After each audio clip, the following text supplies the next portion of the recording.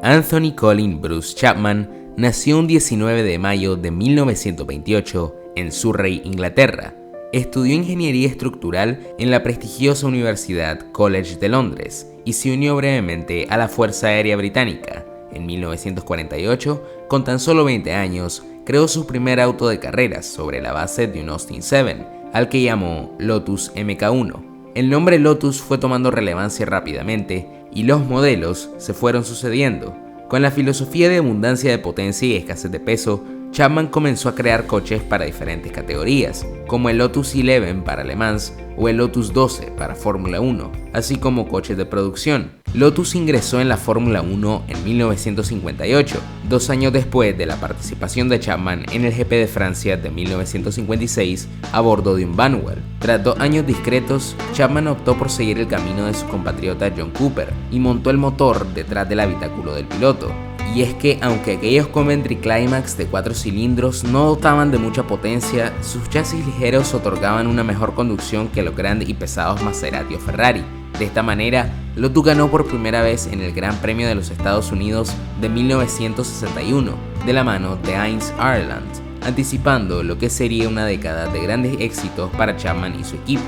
Es en 1962 cuando Lotus debuta el Lotus 25, que contaba con un chasis monocasco que mantenía la rigidez de un chasis convencional, pero pesando la mitad. Además, el monoplaza se caracterizaba por su baja altura, lograda al reclinar la posición del piloto dentro del habitáculo. Chapman también fue el primero en entender el nuevo reglamento de la categoría reina, que reducía los motores de 2.5 litros a 1.5.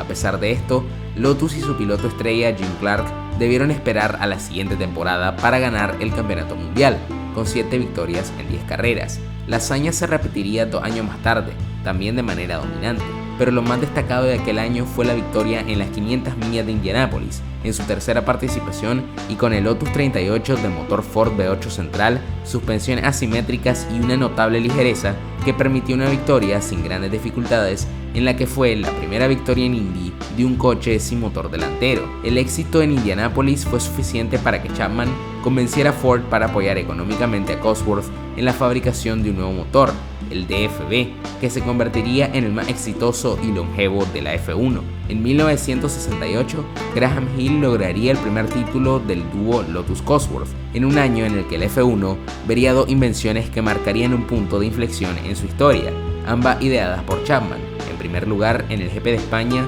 el equipo vestiría sus Lotus 41 de rojo, blanco y dorado, gracias al patrocinio de Go Live, siendo la primera vez que un equipo importante de F1 decoraba sus coches con los colores de un patrocinador, algo fundamental para la expansión de la categoría en los años siguientes. Por otro lado, en la carrera siguiente en Mónaco, Chapman se inspiró en los Sport prototipos de Jim Hall para colocar un alerón en la parte delantera y otro aditamento aerodinámico en la parte trasera del Lotus de Graham Hill, algo nunca antes visto en la F1, pero que fue copiado inmediatamente por el resto de equipos. Pero aquellos monoplazas difíciles de vencer y con los que Chapman buscaba ganar sin importar el piloto, tenían un gran defecto. En 1969, Jochen Rindt, en su segunda carrera con el equipo, sufrió un grave accidente en el circuito de Montjuic por culpa de un alerón trasero mal montado, perdiendo el control del monoplaza y golpeando aparatosamente el guardarrail y el coche detenido de su compañero Graham Hill, quien había sufrido el mismo problema una vuelta antes. En el hospital, el austríaco redactó una carta en la que pedía al jefe de equipo hacer los coches más seguros. Tus coches son tan rápidos que todavía seríamos competitivos con unos kilos más. Rindt no sería el único en cuestionar la seguridad, ni la única víctima arriba de un Lotus. El austríaco es el único campeón póstumo de la F1. Falleció en el Gran Premio de Italia de 1970 tras sufrir un desperfecto mecánico, el cual nunca se conoció con certeza. Unos años antes, Jim Clark falleció durante una carrera de Fórmula 2, luego de lo que se cree fue el pinchazo de un neumático. En aquellos años, los coches de Lotus ganaron fama de peligrosos, aunque tal vez de manera injusta, ya que entre abril de 1968 y septiembre de 1970, entre las muertes de Clark y Rindt, otros 3 pilotos perdieron la vida al mando de un F1.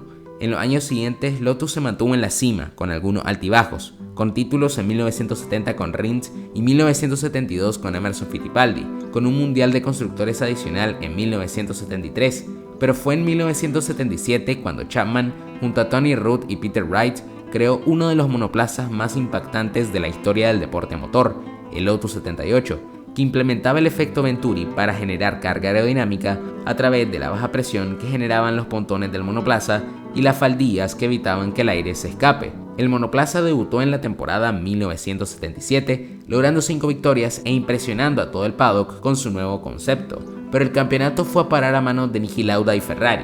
Para 1978, Chapman crearía una versión mejorada del coche, maximizando el llamado efecto suelo al punto de generar casi la totalidad de la carga aerodinámica mediante este sistema. Aquel Lotus 79 sería imbatible, y es que Mario Andretti ganó las 5 carreras que logró finalizar y se aseguró el título a falta de 2 carreras tras la trágica muerte en Monza de su compañero de equipo, el sueco Ronnie Peterson. No conforme y siguiendo sus principios de innovación permanente, Chapman quiso ir más allá y llevar el efecto suelo a su máxima expresión.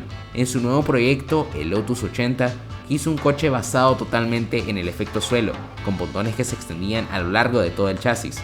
Lamentablemente el monoplaza no arrojó los resultados esperados y fue descartado tras unas pocas carreras. Al año siguiente, Chapman desafiaría por última vez al reglamento luego de que los faldones sean prohibidos por los peligros del efecto suelo. El británico se las ingenió creando un peculiar monoplaza de doble chasis, uno dentro del otro, pero sus adversarios reclamaron una FIA que finalmente prohibió el coche. Chapman festejó una victoria por última vez en el Gran Premio de Austria de 1982, tras un final agónico entre su piloto Elio De Angelis y el Williams de Keke Rosberg. Y es que lamentablemente sufrió un paro cardíaco el 16 de diciembre de aquel año que acabó con su vida a la temprana edad de 54 años. De esta manera, el mundo de la Fórmula 1 y la competición perdió a uno de sus más grandes exponentes y el mejor representante de una época en la que la flexibilidad reglamentaria daba en gran medida rienda suelta al ingenio y la creatividad de sus ingenieros. Aquel mismo día, el equipo Lotus probó por última vez la que sin saberlo fue la última gran idea de Chapman, la suspensión activa, que de la mano de Williams tendría éxito 10 años después. Irónicamente, el piloto al volante de ese coche era Nigel Mansell, quien corrió para Lotus en 1982.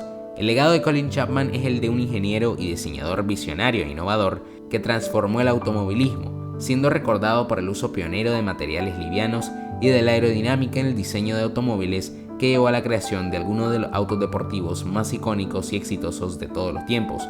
Su impacto en el mundo automotriz se puede ver en las muchas innovaciones que introdujo durante su carrera, como el uso de la construcción monocasco, la aerodinámica de efecto suelo y el diseño de sistemas de suspensión activa. Su legado sigue inspirando a ingenieros y diseñadores de todo el mundo.